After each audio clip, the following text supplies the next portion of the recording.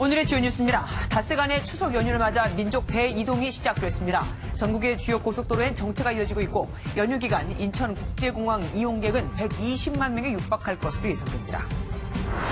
정부가 집값을 잡기 위해 15년 만에 다시 신도시 카드를 꺼내들었습니다. 서울과 일기 신도시 사이에 100만 평 규모의 신도시 4-5곳을 조성해 20만 가구를 공급할 계획입니다. 문재인 대통령이 유엔 총회 참석을 위해 추석 연휴 기간인 모레부터 27일까지 미국 뉴욕을 방문합니다. 현지 시각으로 24일은 트럼프 대통령과의 정상회담이 예정돼 있습니다. 북한이 영변 핵시설 폐기 조건으로 미국의 상응 조치를 요구하자 미국이 비핵화가 먼저라고 선을 그었습니다. 그러면서도 북미 관계는 조용히 진전하고 있다고 밝혀 협상 성공 가능성을 열어놨습니다. 북측이 방북 일정 연장을 제안했지만 우리 측 사정으로 더 머물지 못했다고 청와대가 밝혔습니다. 귀국 직후 예정된 문 대통령의 방미 일정 때문입니다. 검찰이 기획재정부 자료 불법 열람 의혹을 받고 있는 심재철 자유한국당 의원의 사무실을 압수수색했습니다. 추석 연휴 하루 전날 압수수색에 자유한국당은 야당 탄압이라고 반발했습니다. 기차역과 버스터미널도 북새통을 이뤘습니다. 말이 귀성길이지 요즘엔 역으로 서울로 올라오는 역 귀성객도 많습니다. 임성재 기자입니다. 역사 안이 고향을 향하는 귀성객들의 발길로 분주합니다. 기차표는 이미 매진됐지만 매표소 앞은 입석표를 구하는 행렬이 여전합니다. 공항하고 첫 차부터 마지막 차까지 지금 다 매진이에요. 아이의 손을 꼭 붙잡고 부모님을 뵈러 가는 발걸음은 가볍기만 합니다. 아기가 9개월인데 처음 기차 타서 너무 신나고 좋더라고요. 부모님도 뵐 수 있고. 버스터미널도 귀성객들로 붐비기는 마찬가지. 어린 형제는 곱게 색동옷을 차려입고 할아버지를 만나 뵈러 버스에 몸을 싣고 취직에 성공한 아들은 고향으로 금이환영합니다. 외지 나와서 이제 2달 만에 처음 가는 거예요. 부모님을 자주 못 뵈는 거는 좀 아쉽기도 하고요. 좋은 얘기도 하고 이제 할머니도 뵈면서 이제 아들 부부를 보기 위해 직접 서울로 올라온 할머니도 있습니다. 고향에서 손수 싸온 참기름을 살펴보며 부부 사이엔 웃음꽃이 핍니다. 자식들이 올라오면 질 막히고 귀찮고 힘들어 제가 왔어요. 손자랑 보면 좋죠. 얼마만큼 좋을 것 같아요? 많이 좋아요. 본격적으로 시작된 추석 연휴. 오랜만에 만날 가족 생각에 온종일 설레는 하루였습니다. MBN 뉴스 임성재입니다. 정부가 예고했던 주택 공급 대책을 오늘 발표했죠. 핵심은 신도시를 짓는다는 겁니다. 신도시는 공식적으로 그동안 고려하지 않는다고 했었는데 말이죠. 서울과 가까운 지역의 위례급 신도시, 그러니까 인구 4만 명 정도 되는 신도시 4-5곳을 만든다고 합니다. 먼저 김경기 기자가 보도합니다. 정부가 수도권 주택 공급을 늘리기 위해 330만 제곱미터, 100만 평 이상의 택지 너댓 곳을 추가로 조성하기로 했습니다. 대규모 신도시는 더 이상 건설하지 않겠다는 기존 입장을 바꾼 건데 서울과 일기 신도시 사이에 만들어집니다. 이들 신도시에서 나오는 주택 물량은 20만 호. 위례 신도시가 4만 3천 가구 규모인 점을 감안하면 새로 건설될 신도시 한 곳당 대략 비슷한 크기가 될 것으로 예상됩니다. 정부는 또 3만 5천 가구가 들어설 수도권 17개 중소택지도 확정했습니다. 서울은 옛 성동구 취소부지 등 11곳 만가구, 경기 인천에는 광명과 성남, 거맘 등에 모두 2만 5천 가구가 공급됩니다. 도심 지역의 공급을 늘리기 위해 역세권에서는 종상향을 허용하고 상업 준주거 지역 규제도 완화합니다. 내년 상반기까지 주택 30만 호 공급을 위한 신규 택지를 모두 발표하겠습니다. 정부는 연내 신도시 한두 곳의 입지를 먼저 발표하는 등 속도를 내 오는 2021년부터 본격적인 주택 공급에 나설 방침입니다. MBN 뉴스 김경입니다. 이번 공급 대책의 최대 쟁점은 서울의 그린벨트 해제 여부였는데 결국 없었죠. 김현미 장관이 박원순 서울시장을 설득하는 데 실패한 겁니다. 하지만 김 장관이 여기서 포기하진 않을 것 같습니다. 직권으로 그린벨트를 해제하는 카드를 만지작거리고 있거든요. 신동규 기자입니다. 서울시가 내놓은 11개의 신규 택지는 옛 성동구치소 부지 등 놀고 있는 땅, 일명 유유지입니다. 정부가 요구한 그린벨트 해제는 없었습니다. 규모마저 애초 예상했던 6만 호에 훨씬 못 미치는 1만 호.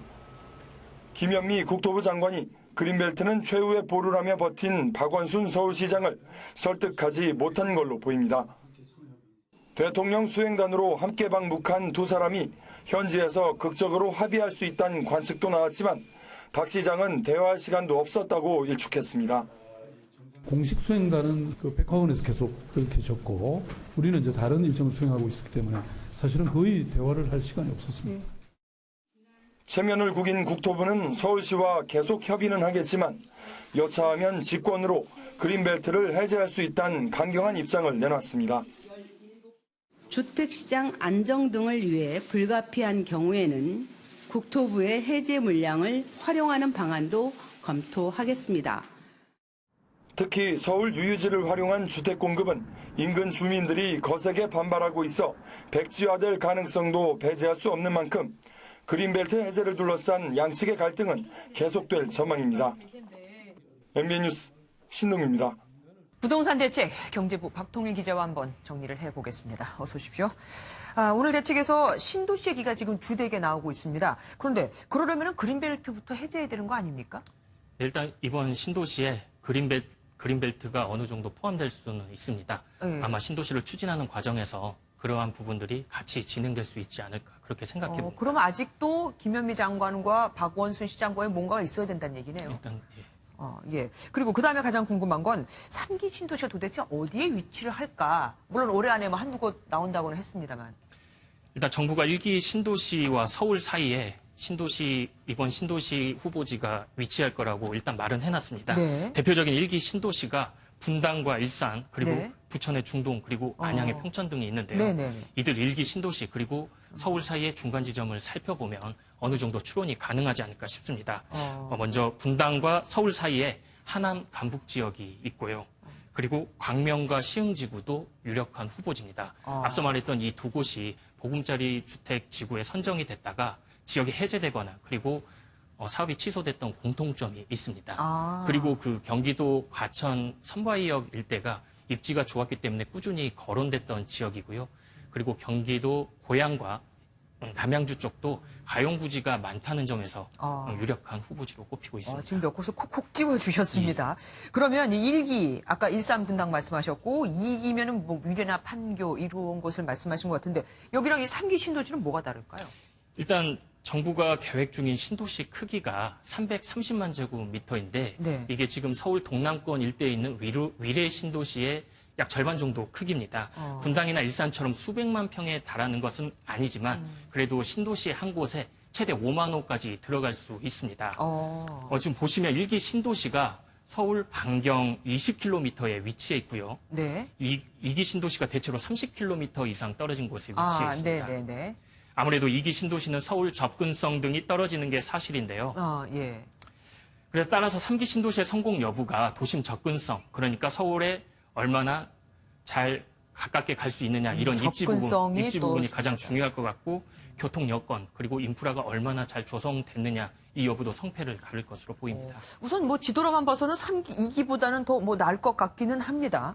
그리고 또 궁금한 건 그럼 언제 입주를 할 수 있는가 하는 겁니다. 얼마나 걸릴까요? 과거 사례를 보면. 보통 이제 신규 택지를 지정하고 입주까지는 7, 8년이 걸리는 것으로 보고 있는데요. 네네. 정부는 이제 당장 올해 안에 신도시 2곳을 발표할 계획을 갖고 있고요. 네. 만약 정부가 택지지구를 이미 선정했고 당장 내년에 첫 삽을 뜨게 된다면 빠르면 5년 안에 그러니까 2024년쯤에나 입주가 가능할 것으로 보입니다. 네. 일단 정부는 신규로 조성되는 택지 안에 최대한 공공주택 위주로 공급을 하겠다는 계획이고 공공임대 비율을 35% 이상 이렇게 넣겠다는 걸 계획하고 있습니다. 네. 아마도 대형 평형보다는 중소형 평형 위주로 공급되지 않을까 그렇게 생각해 봅니다. 네. 지금 말씀하신 거에 따르면 뭐 길게는 7, 8년, 짧게 잡아도 5년 그렇다고 하셨는데 그러면 그렇게 오래 기다려야 된다면 이번 대책이 과연 부동산 대책에 어떻게 뭐 큰 도움이 될 수 있는 건지. 네. 일단 이번 집값 상승의 가장 큰 원인으로 지목하고 있는 게 그 수요와 공급의 불균형 그리고 네. 사람들의 어떤 불안 심리 이런 걸 꼽을 수 있겠는데요. 지금 안 사면 못 산다. 맞습니다. 왜냐하면 시중에 나오는 매물이 잠기는데 가격은 계속 오르고 그러니까 사람들이 너도 나도 달려들면서 이런 수요와 공급의 불균형이 일어나고 네. 있는 겁니다.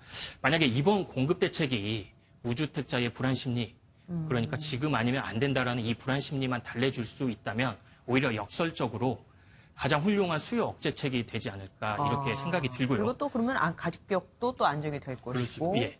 근데 이제 제일 관심을 끄는 부분이 사람들이 원하는 도심, 그러니까 이 서울 안에 얼마나 양질의 주택이 공급되느냐 이게 이제 관건이 될 걸로 그렇죠. 보이는데 그래서 전문가들이 이번 공급 대책에서 용적률 상향과 관련한 부분을 가장 주목하고 있고요.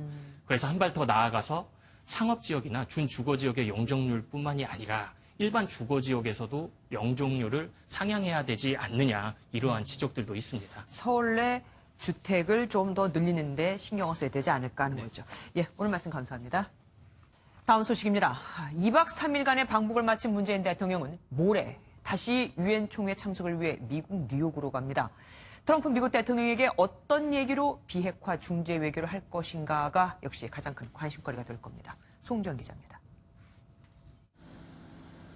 문재인 대통령은 추석 연휴 기간인 모레부터 27일까지 3박 5일 일정으로 미국을 방문합니다. 유엔 총회에서 평양 남북 정상회담 결과를 설명하고 긴밀한 협력을 당부할 전망입니다. 특히 현지 시각으로 24일 한미 정상회담에서 9월 평양 공동선언 합의문에 담지 않은 내용을 공유할 예정입니다. 한반도 비핵화를 위한 북미 대화의 돌파구 마련과 남북 및 북미 관계의 선순환적 진전을 이루기 위한 실질적인 협력 방안들을 심도 있게 협의할 예정입니다. 이때 문 대통령이 트럼프 대통령에게 북한 비핵화에 상응하는 조치로 유엔 제재 변경 필요성을 언급할 가능성이 커 보입니다. 청와대 핵심 관계자는 남북관계 개선에 제재가 큰 장애 요소라며 미국도 톱다운 방식으로 과감한 조치가 있길 기대한다고 말했습니다. 10월 중순이나 하순 2차 북미 정상회담과 남북미 정상회담 개최 제한 가능성도 있습니다. 청와대 관계자는 남북 정상회담에서 발표되지 않은 부분 중 많은 것은 북미 정상회담의 몫이라며 조속한 회담 필요성을 제기했습니다. 두 정상은 또 한미 FTA 개정 협정문도 서명할 예정입니다. 문재인 대통령은 이 밖에도 유엔 총회 기조연설과 스페인, 칠레 양자회담 등 바쁜 일정을 소화하고 27일 밤 늦게 귀국합니다. MBN 뉴스 송정입니다. 북한이 영변 핵시설 폐기 조건으로 미국에 상응 조치를 내걸었죠. 미국이 이에 대해 명확하게 선을 그었습니다. 비핵화가 먼저라고요. 최은미 기자입니다. 미국이 상응하는 조치를 하면 영변 핵시설도 폐기할 수 있다고 밝힌 북한. 사실상 핵시설 폐기 조건으로 미국의 양보를 얻어내려는 것이었는데 미국의 입장은 단호했습니다. Nothing can happen in the absence of denuclearization. Denuclearization has to come first. 그러면서 북한과 협상이 잘 이뤄지고 있다는 언급도 빼놓지 않았습니다. 폼페이오 미 국무장관은 남북 정상회담을 성공적인 대화라고 평가하며 미국도 북한과 조용히 진전을 이뤄내고 있다고 말했습니다. We have made steady, albeit slow progress, but we've always known this was going to take some time. 펜스 미 부통령은 북한의 핵사찰 허용 소식을 환영하면서 북미 간 후속 협상에 힘을 실어줬습니다.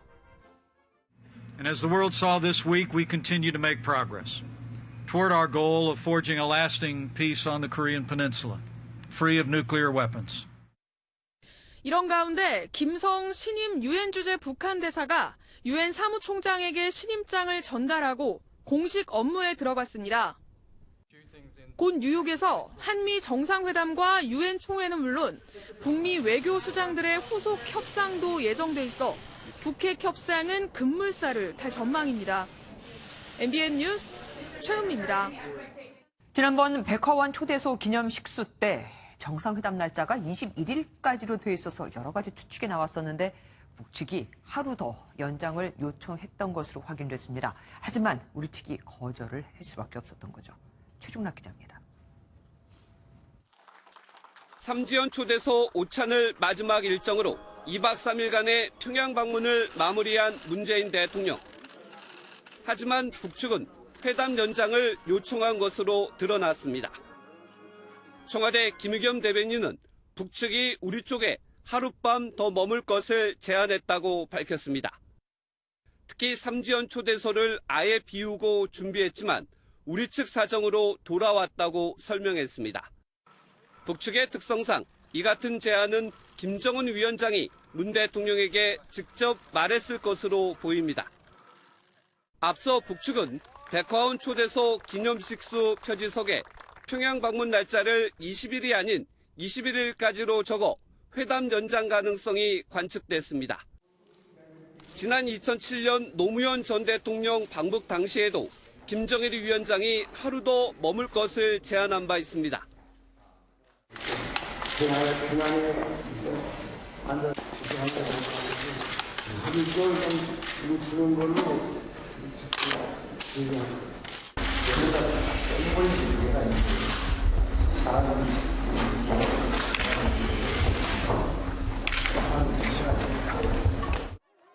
이번에는 우리 측이 북측 제안을 거절한 것은 오는 23일부터 뉴욕 유엔 총회를 방문하는 문 대통령의 일정이 반영됐던 것으로 알려졌습니다. MBN 뉴스 최종락입니다. 문재인 대통령이 이번 방북 기간에 보기로 돼 있었던 집단 체조, 빛나는 조국은 북한의 체제 선전물이라 남측 대통령이 보기엔 부담이 있었고 그래서 북한이 그 내용을 급히 변경했죠. 북한은 무려 공연 내용의 70%를 단 닷새 만에 바꾼 것으로 알려졌습니다. 공연에 참여한 이들이 많이 힘들었겠죠. 연장현 기자입니다.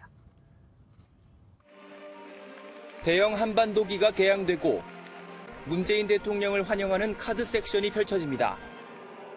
남북 통일과 한반도 평화를 염원하는 내용이 1시간 넘게 이어집니다. 문 대통령 환송 공연 성격으로 개최된 대집단 체조 공연 빛나는 조국 일부입니다. 알고 보니 이 공연의 내용 대부분이 각색된 것이었습니다. 공연을 본 북한의 한 고위 관계자는 본연의 것은 30%만 남았는데 닷새 동안 어떻게 바꿨는지 자신도 신기하다고 말한 것으로 알려졌습니다. 특히 17,000여 명의 중학생이 동원되는 대형 카드 섹션의 문구가 상당 부분 바뀌었기 때문에 그만큼 집중적인 훈련이 있었을 것으로 보입니다. 원래 빛나는 조국은 북한 체제를 대외적으로 과시하고 선전하기 위해 만들어진 공연입니다. 북한 정권 수립 70주년을 맞아 선보였을 당시에는 대형 인공기와 함께 김일성 주석을 찬양하는 내용과 반미 구호가 줄을 이었습니다. 위대한 수령 김일성 동지와 위대한 영도자 김정일 동지의 영원 불멸할 혁명업적과 주체조선의 영광찬란한 역사를 대소사시적 화폭으로 감명 깊게 보여주었습니다. 하지만 북측은 문 대통령의 이번 관람을 위해 이데올로기적 색채를 모두 걷어낸 것으로 알려졌습니다. MBN 뉴스 연장현입니다. 겸손, 언변, 친밀. 이번 남북 정상회담에서 리설주 여사를 칭했던 단어들입니다. 퍼스트레이드로서 폐쇄적인 북한의 기존 이미지를 바꾸는데 큰 역할을 했다는 평가를 받고 있습니다. 오지혜 기자입니다. 지난 4월 검은색 손가방에 화사한 옷차림으로 판문점을 찾았던 리설주 여사. 어딘지 모르게 경직된 모습이었습니다.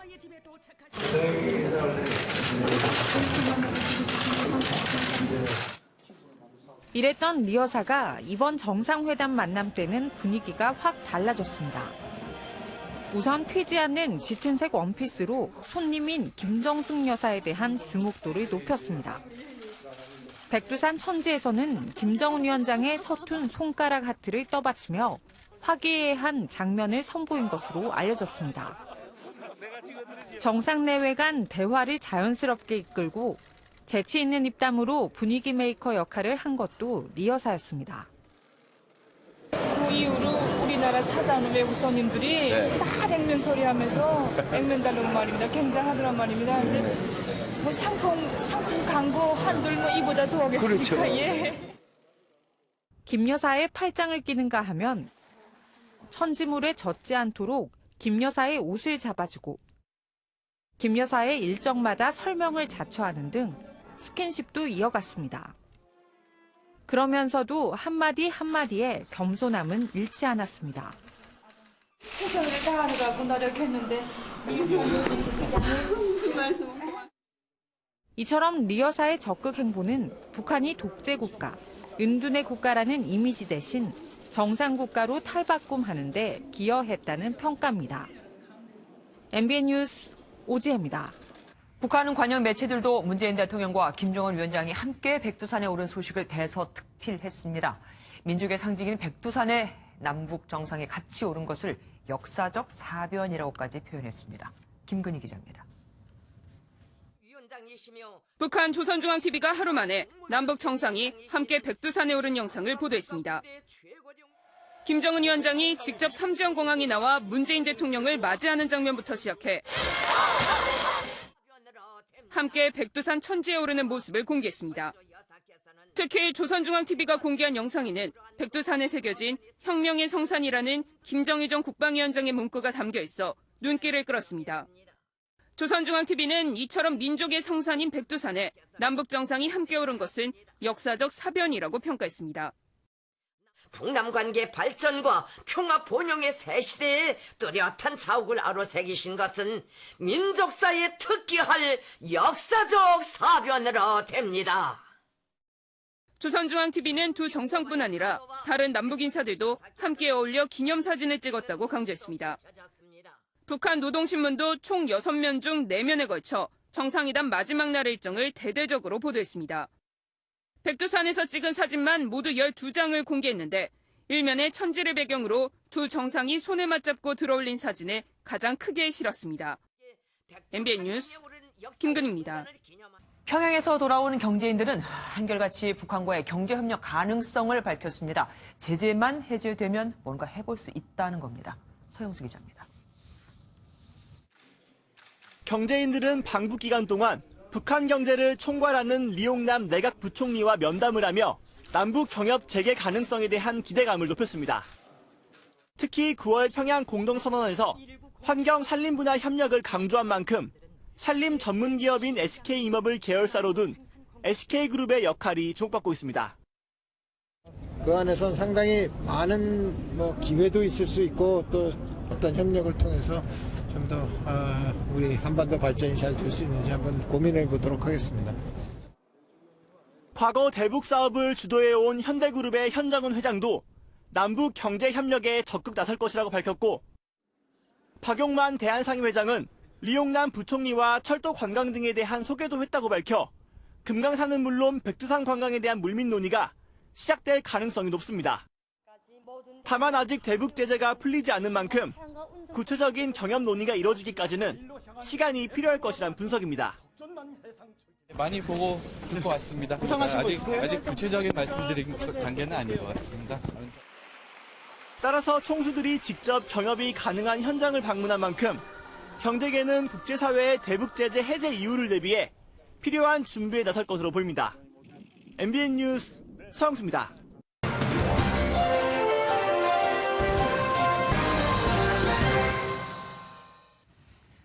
법원이 철벽을 치고 있다. 어제 법원이 유해용 전 서울고등법원 부장판사에 대한 구속영장을 기각하자 법조계에서 나온 말입니다. 압수수색 영장이 90%나 기각된 와중에 그나마 확보한 증거가 있어서 청구한 구속영장까지 이걸 기각해버렸다니요. 법원 영장 전담 판사가 밝힌 이유는 이겁니다. 증거인멸 염려가 있다고 할 수 없다. 범죄 구속 요건에 해당하지 않는다. 구속의 사유나 필요성을 인정할 수 없다.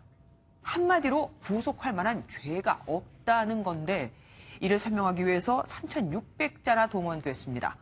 통상 구속영장 기각 사유는 법리 다툼의 여지가 있다는 등 4-5줄로 간략하게 요약해 통보하는데 이건과는 완전히 다른 거죠. 법원이 혐의 성립 여부를 사전에 구체적으로 설명하는 것 같은, 또 재판 시작 전에 결론이 난 것처럼 비춰질 수 있는 그런 행동을 도대체 왜 했을까요? 지난 2월 퇴직한 유 전 판사는 대법원 선임 수석 재판연구관 시절, 그 재직 시절에 취득한 수만 건의 기밀 문건 파일을 반출했고 근무 당시 관여했던 소송을 퇴직 후에 변호사가 돼서 수임하는 등 총 5가지 혐의를 받고 있습니다. 하지만 구속영장 재판 판사는 유 전 판사가 갖고 나간 문건은 비밀 유지가 필요한 게 없었고 그렇다면 공무상 비밀 누설죄도 아니라고 했습니다. 또 이를 개인적으로 사용할 의도가 보이지 않았을 뿐더러 영장에 기록된 증거들은 이미 수집됐고 그에 대한 처벌도 미약한 수준이기에 구속까지 할 필요가 없다고 했습니다. 그럼 재판 자료는 재판의 본질이므로 압수수색조차 할 수 없는 기밀 자료라고 영장 청구를 기각했던 건 뭐였을까요? 거기다 유 전 판사가 검찰에 증거인멸을 하지 않겠다는 서약서를 쓰고도 문서와 저장 장치를 파쇄한 건 또 어떻게 이해를 해야 하는 걸까요? 올여름 사법농단 의혹이 터져 나온 뒤 국민 10명 중 6명은 사법부 판결을 신뢰하지 않는다고 했습니다. 제19의 변명을 위해 3,600자를 동원하고 또 옹호를 위해 거대한 돌담을 쌓는다면 천칭은 한쪽으로 기울 수밖에 없습니다.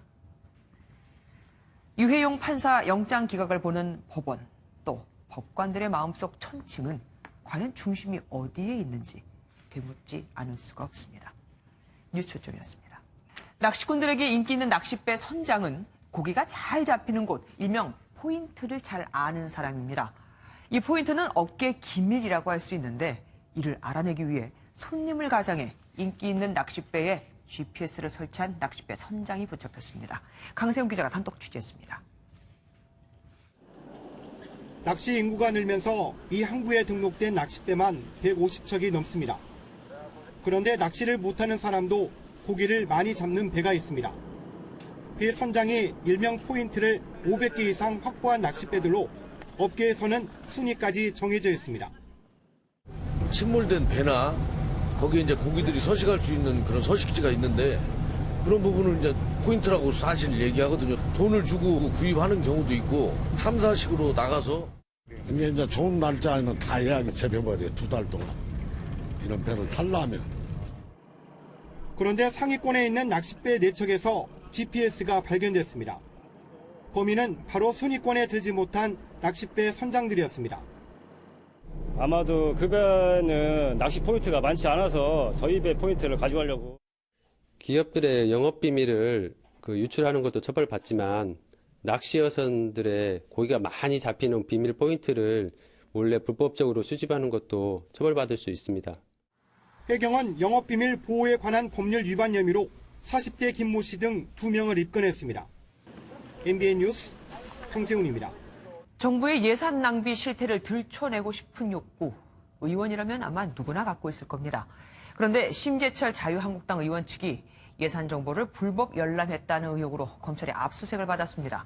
심 의원 측은 공무원의 비리를 밝히려는 적법한 권한이었다며 반발했습니다. 김도형 기자입니다. 심재철 자유한국당 의원의 사무실에서 검찰 수사관과 의원실 관계자들이 실랑이를 벌입니다. 심 의원의 보좌관들이 재정정보원의 예산정보 시스템에서 자료를 불법으로 열람했다는 의혹에 대해 검찰이 압수수색에 나선 겁니다. 앞서 기재부는 보좌관들이 비정상적인 동작을 발생시켜 허락되지 않은 정보까지 조회했다며 검찰에 고발장을 제출했습니다. 하지만 심 의원은 정당한 방법으로 얻은 자료라고 반박했습니다. 아이디와 패스워드 받아가지고 정당하게 접속했습니다. 클릭 몇 번만 하면 지금도 열려있고 지금도 들어가서 볼 수가 있습니다. 이어 대통령 해외 순방 때 수행원이 업무 추진비 예산을 사적으로 사용한 내용이 있었다며 이 때문에 입막음을 하려는 것 아니냐고 반발했습니다. 압수수색 소식에 심재철 의원실로 집결한 한국당 지도부는 야당 탄압이라고 주장했습니다. 뭔가 문재인 정권이 검찰과 함께 크게 캥기는 게 있는 것 같습니다.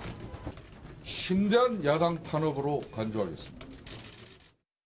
논란이 커지자 청와대는 정부 예산은 법령을 준수하여 정당하게 지출하고 있다며 심 의원은 자숙해달라고 밝혔습니다. 검찰은 재정정보원 시스템에 오류가 있었는지와 비인가 자료에 대한 접근이 방치된 경위도 함께 조사할 방침입니다.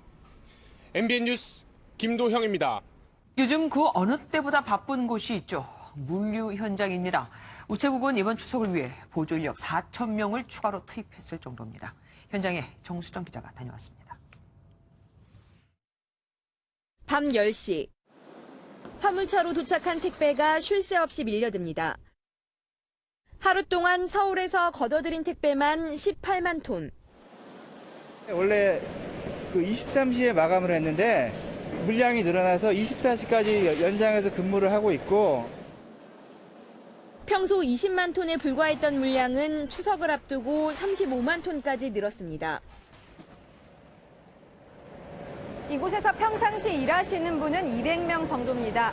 하지만 추석 연휴를 앞두고 아르바이트생만 200명을 더 고용했습니다. 아쉬운 일손에 추석 연휴를 앞두고 긴급 투입된 인력만 전국 4천여 명입니다. 컨테이너 벨트를 타고 택배가 쉼없이 돌아갑니다. 지역에서는 늘어나는 물량에 최첨단 분류 시스템을 도입했습니다. 지난해까지 해오던 새벽 근무는 다행히 올해 사라졌습니다. 작년까지만 해도 저희가 새벽까지 배송하시는 분들도 계셨었어요. 왜냐하면 한 사람이 배송할 수 있는 물량이 한계가 있기 때문에. 센터에 도착한 소포는 자동 분류 장치를 지나가며 행선지별로 분류되고, 운송장 바코드를 읽어 전송하면 컨베이어 벨트 방향이 조정되며 물건이 다시 각 동으로 분류됩니다. 350에서 400군데 정도 3회전 배송하고 있고요. 지난주 대비 지금 한 20%, 10에서 20% 정도 늘어난 것 같아요. 명절을 앞둔 물류센터. 물량은 갈수록 급증하고 있지만 최첨단 시스템이 배송 혁신을 일으키고 있습니다. MBN 뉴스 정수정입니다. 추석을 앞두고 배 선물 많이 하고 또 많이 받으시죠. 포장된 배 대부분이 전남 나주산이라고 돼 있는데 이유가 있습니다. 정춘 기자가 보도합니다. 전남 영암의 한 배농장. 명절을 앞두고 출하 작업이 한창입니다. 그런데 상자에는 나주배라는 글씨가 선명합니다. 농장주는 궁색한 변명을 늘어놓습니다. 일부러 쓴 것도 아니고 최고가 최고 쌓여 있는데 그 뭐지 이거 써버려야지. 명절을 앞둔 한 도매시장을 찾았습니다. 전국 각지에서 생산된 다른 과일과 달리 이 유독 배만큼은 전남 나주산이 아닌 다른 지역 배를 찾아보기가 어렵습니다. 나주산보다 값을 못 받고 잘 팔리지 않기 때문입니다. 여섯 가격이 안 나와요. 저한테는 안 나왔어요. 나주산이라고 적힌 상자로 박스가리를 하거나 타 지역의 배를 나주로 가져와 포장하는 경우도 많습니다. 일본 농민들이 아직도 그 가격 때문에 그 유혹을 떨치지 못하는 사례가 있습니다. 국립농산물품질관리원은 명절을 앞두고 이 같은 원산지 둔갑이 더 있을 것으로 보고 단속을 강화하고 있습니다. MBN 뉴스 정춘우입니다. 올해만 벌쏘임 사고로 6명이 숨졌습니다. 추석 성묘하시는 분들은 특히 말벌을 조심해야 합니다. 독이 일반 벌의 15배나 되거든요. 김명현 기자입니다. 수박만한 벌집에 말벌떼가 우글거립니다. 소방관은 중무장을 한 뒤 고압수를 발사합니다. 풀이 무성한 땅속도 요주의 지역입니다. 머리하고 손하고 어깨하고 이제 쏘였거든요. 그랬는데 조금 있다 보니까 발작을 하더라고요. 그래서 119도 얼른 신고를 했. 도심도 안심할 수 없습니다.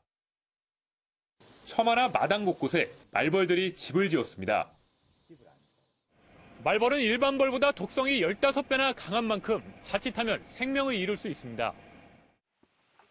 지난 17일 충남 홍성에서 40대 남성이 말벌에 쏘여 숨지는 등 올해만 6명이 숨졌습니다.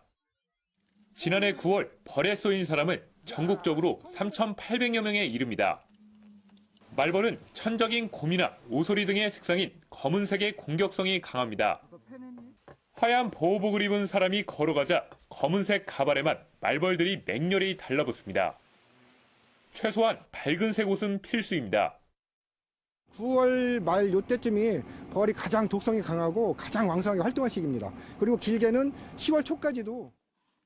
전문가들은 벌을 만나면 최대한 빨리 피하고 벌에 쏘였다면 신속히 벌침을 제거하고 병원에 가야 한다고 조언합니다.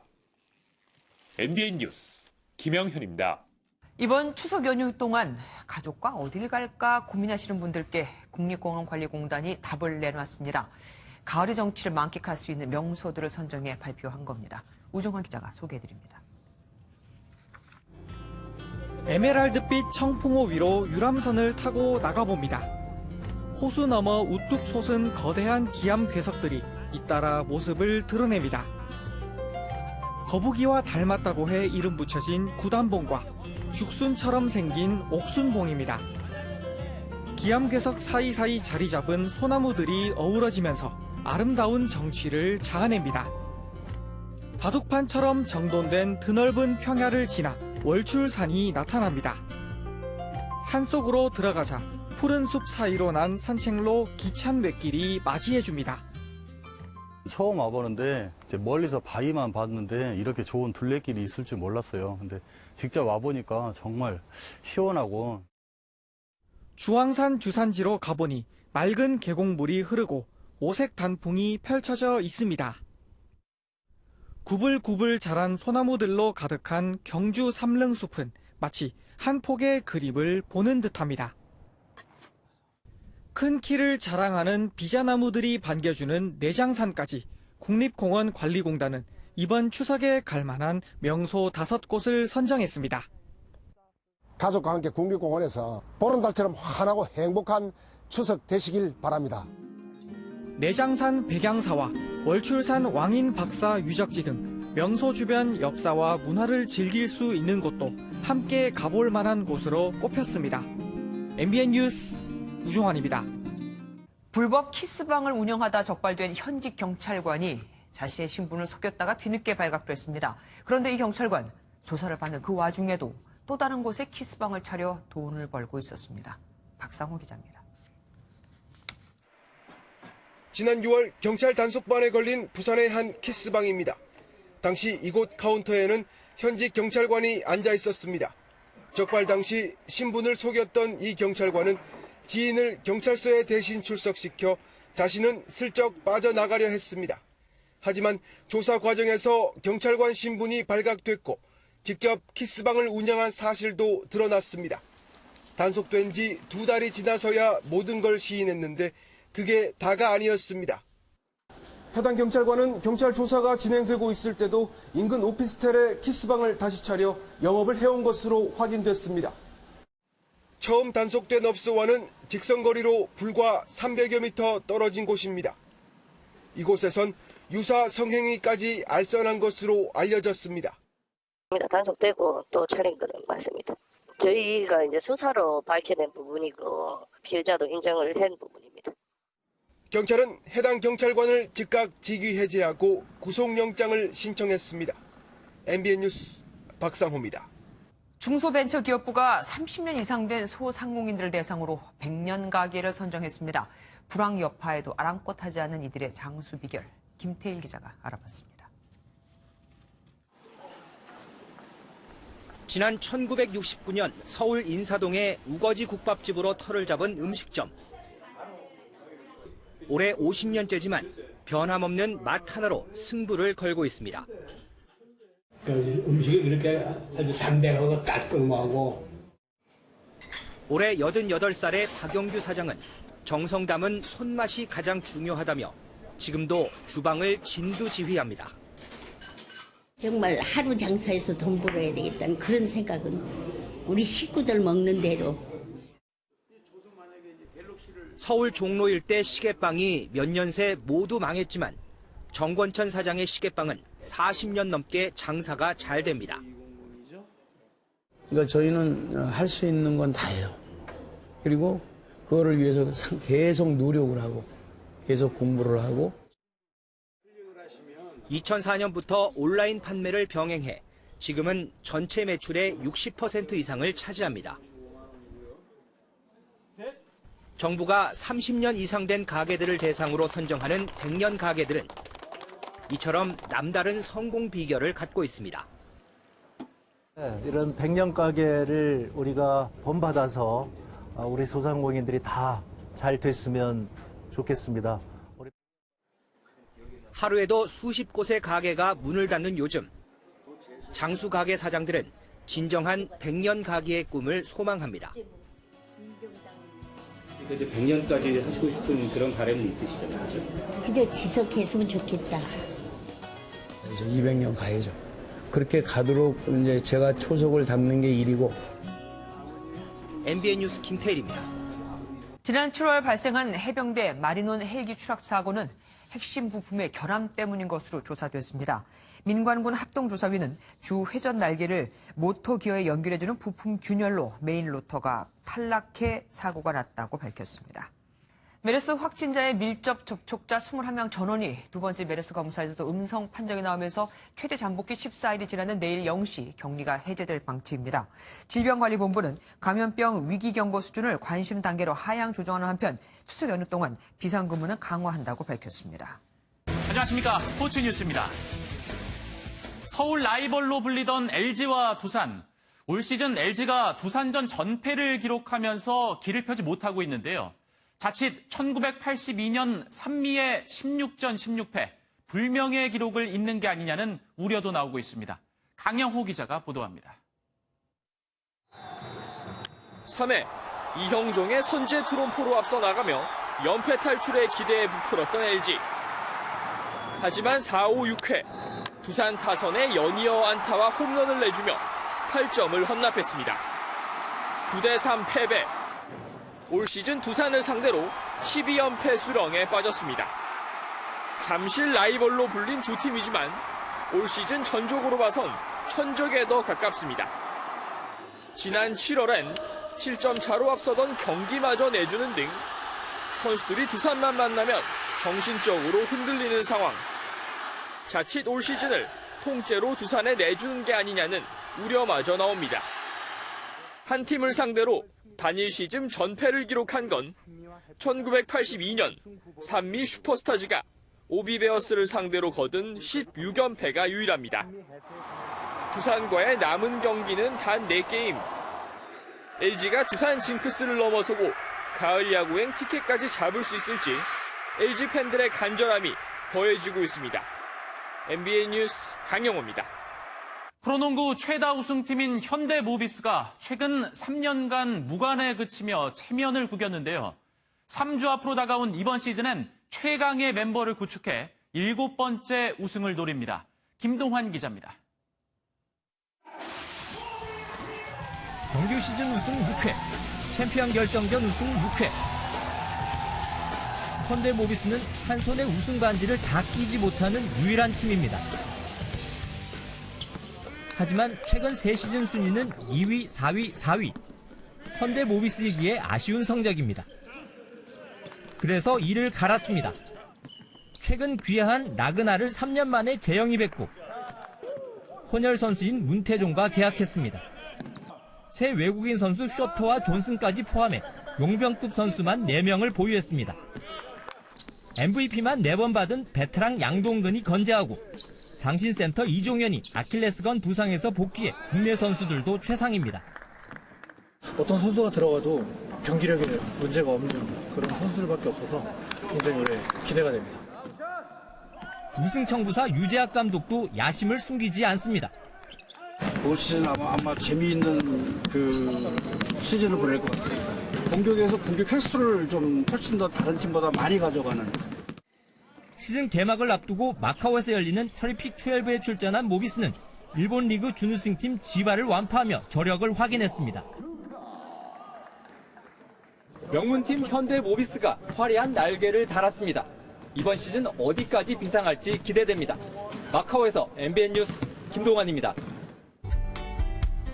오늘 비가 내린 뒤 잔뜩 흐린 하늘을 보였습니다. 일찍 귀성길에 오르신 분들 많으실 텐데요. 본격적인 귀성이 시작되는 내일은 비구름이 물러가면서 전국이 쾌청한 가을 하늘을 되찾겠습니다. 다만 밤부터 내일 아침 사이 안개가 짙게 끼는 곳이 있어 안전운전하셔야겠고요. 가을 햇살의 낮 기온도 크게 오르며 내일 서울의 한낮 기온 26도가 예상됩니다. 일요일에는 중부지방에 오후 한때 비가 오는 곳이 있겠고요. 찬 공기가 밀려 들어오면서 기온이 조금 더 내려가겠습니다. 추석 당일에는 대부분 지역에서 둥근 보름달을 감상할 수 있겠는데요. 서울을 기준으로 달이 뜨는 시각은 오후 6시 19분으로 예상됩니다. 연휴 후반에는 동해안 지역에 비가 내릴 가능성이 있습니다. 내일 중부지방 서울의 아침 기온은 18도, 춘천은 17도에서 출발하겠습니다. 남부지방 한낮에 광주 27도로 오늘보다 4, 5도가량 높은 기온을 보이겠습니다. 내일 강원 영동 지역에서는 바람이 약간 강하게 불겠습니다. 추석 연휴 기간 동안 일교차가 큰 날씨가 이어지겠습니다. 날씨였습니다. 뉴스팔이 선정한 이한장의 사진입니다. 문재인 대통령 내외가 보낸 북측의 송이버섯 선물을 받고 김지성 할머니가 눈물을 흘리고 있습니다. 올해 95인 김 할머니의 소원은 죽기 전에 북에 있는 여동생들과 소식이라도 한번 주고받는 겁니다. 할머니가 이 송이버섯을 드시고 건강을 지켜서 꼭 그 소원을 이루셨으면 좋겠습니다. 뉴스파 여기서 마치겠습니다. 함께해 주신 여러분 고맙습니다.